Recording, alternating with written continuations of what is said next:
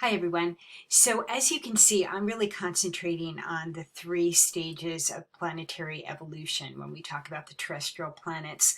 I think it's a great way to get around memorization and just use the logic of what you know and apply these three stages so you can understand the similarities and differences between the terrestrial planets. You don't have to memorize anything, just use logic. And that's the best science of all. So when we're talking about the second stage, we've talked about bombardment a bit, and I just want to go over the fact that bombardment impacts the mantle, which is underneath the crust. And in talking about that, we're talking about a period that is after differentiation into that core and mantle and crust. That differentiation started at the beginning of our solar system about 4.5 billion years ago. Remember, that event is not the Big Bang. The Big Bang comes later for us, or actually comes earlier for us, but we'll get there. So at about 4.5 billion years ago, the differentiation stage started and lasted for about a billion years. I hope I used billion when I was talking about the 4.5 billion.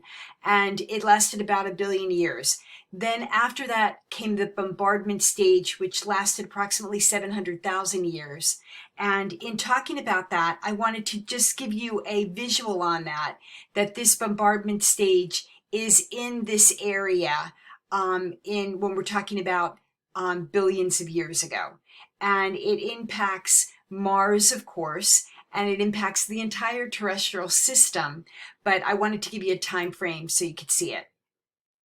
And in terms of that, it really impacts the Earth because we hypothesize that early in the bombardment, 700,000 years, there was a, quote, large impact on Earth that produced the moon. So let's go over a little bit about how that happened.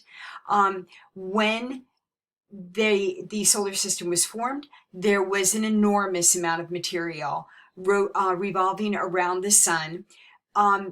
Two protoplanets, meaning before becoming a planet, two protoplanets about the size of Earth, actually formed their own differentiated core.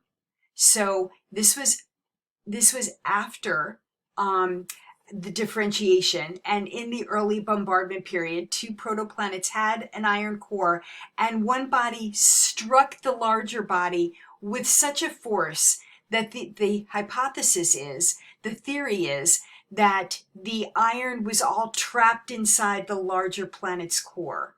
So in doing that, now you have a larger Earth, and the debris of that collision actually moved out in a ring around this new planet Earth. So the planet Earth for a while looked like Saturn with its rings of debris. And when they say in here that the volatiles are lost, volatiles just another word for gas. So the gases that were emitted from the mantle and the crust, and even from the mantle and the crust, those gases just dissipated into space, but the debris was left in the ring because the debris has more mass, so it has more gravity to the ring. Eventually, that debris all accumulated because remember, mass will attract mass. So now you're understanding how this all works. That accumulated into a body, the moon, that actually has its own gravitational pull. So that is the way that you're seeing that this debris, which was not iron rich, because remember the iron went into the middle of this new Earth, this iron poor debris body, the moon, began revolving and actually not rotating. It rotates and revolves tidally with us in the same time period. So you can go back and review your other videos on that. So that's how the hypothesis, the theory is that the moon was formed. Just a brief history of the moon in terms of the evolutionary periods that we're talking about. And I pull this up because you might recall this pretty famous photograph from the Apollo missions, if you've studied those at all. And knowing where Apollo could land, they were looking to land in the basins. So let's talk about that a bit. When Apollo went to the moon, they knew they did not want to land on a cratered area.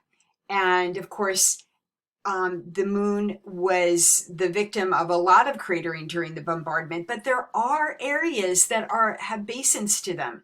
And that is because when the moon was forming from the ring around the Earth, it was in a hot, molten state. There was a lot of energy in that ring.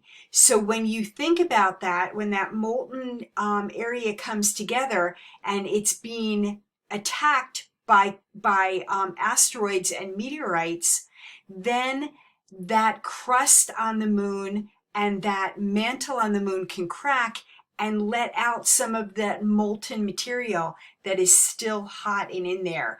Letting out that molten material glides over the craters that are formed and makes basins, smoother basins. So when Apollo landed, they knew they had to land in an area that did not have craters. In fact, if you look at the movies, Armstrong is very worried as he's moving down onto the moon that he can't land where they wanted him to land because the craters are just too big. They were not seeing them before. Really, really dramatic stuff, and it's history. So now you understand a little bit more about what happened. So in here, the moon got bombarded. There were many deep craters. Mantle did crack, and the molten did come out and form basins, and those are the mares, which is Latin for sea, basin, and they landed on the Sea of Tranquility here, the Mare Tranquillitatis. You can tell I took Latin, right? All right. When it comes to the moons of Mars, these moons are very small.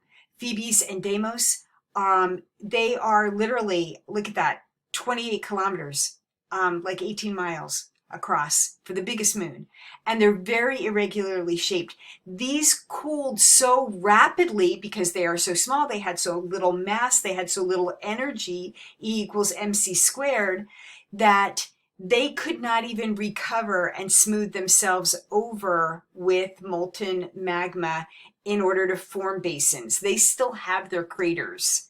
So these are the moons of Mars. They still have their craters. This one, Deimos, does look a little bit smoother, but it's just dust. It's not magma, okay? And when it comes to Mercury, this is a beautiful photograph, and closest to the sun, but it's still cooled so quickly. And it cooled so quickly, why? Because it has little mass. It's small. So it can't hold that energy. It cooled very quickly. It didn't have that magma, that molten rock, to come out through the cracks and smooth everything over in basins. Mercury is still cratered from the bombardment. What happened to Earth? Well, Earth got bombarded too. And of course, we wouldn't have Earth if we weren't bombarded. And there were many deep craters. And there was a lot of mantle that came and seeped out of the cracks and formed the basins. And guess what? The basins became the oceans. So that's how Earth handled the bombardment. We're going to start to get into the third stage of planetary evolution.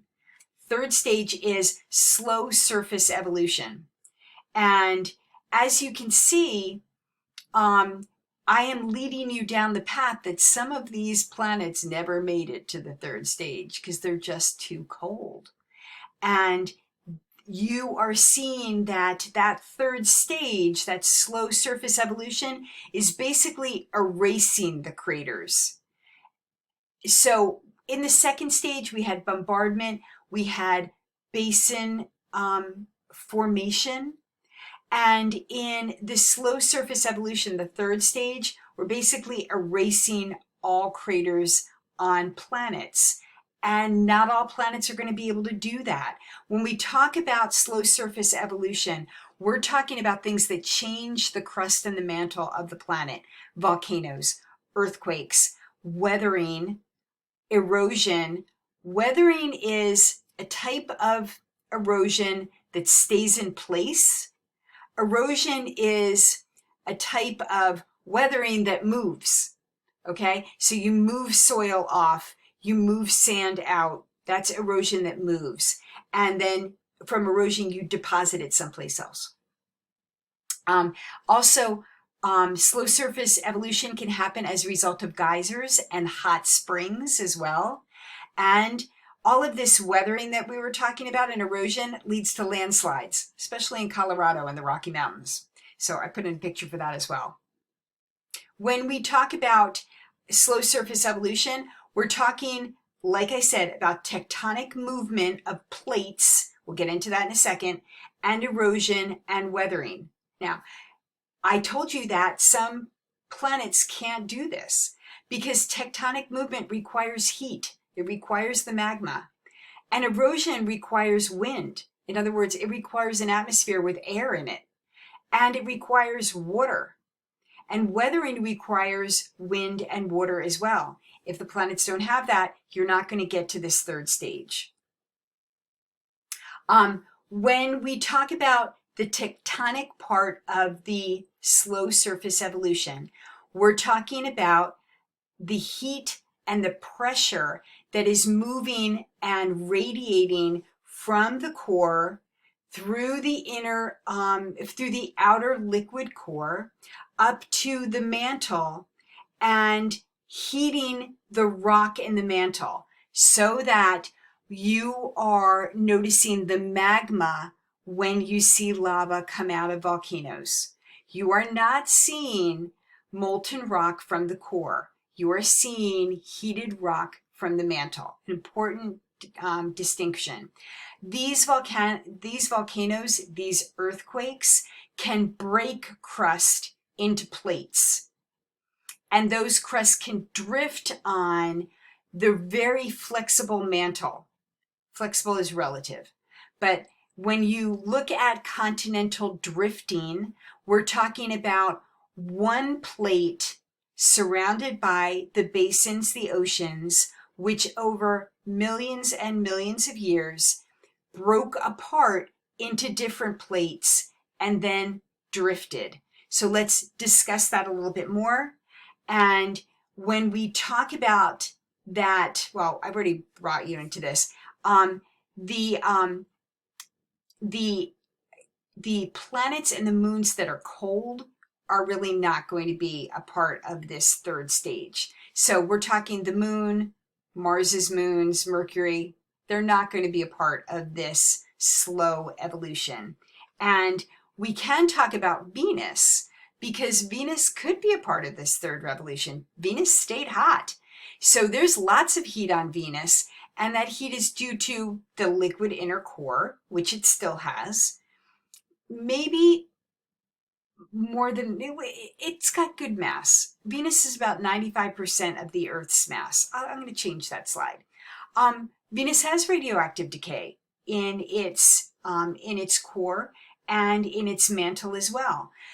Venus might be a bit too close to the sun. Lots of heat there. But yeah, it might be too close to the sun. And it has a very dense atmosphere, which we're going to explore soon. So there's lots of heat on Venus, maybe too much heat. And there's lots of volcanoes on Venus, but the crust didn't break into plates. And the reason being that it's so hot on Venus, the crust bended rather than breaking.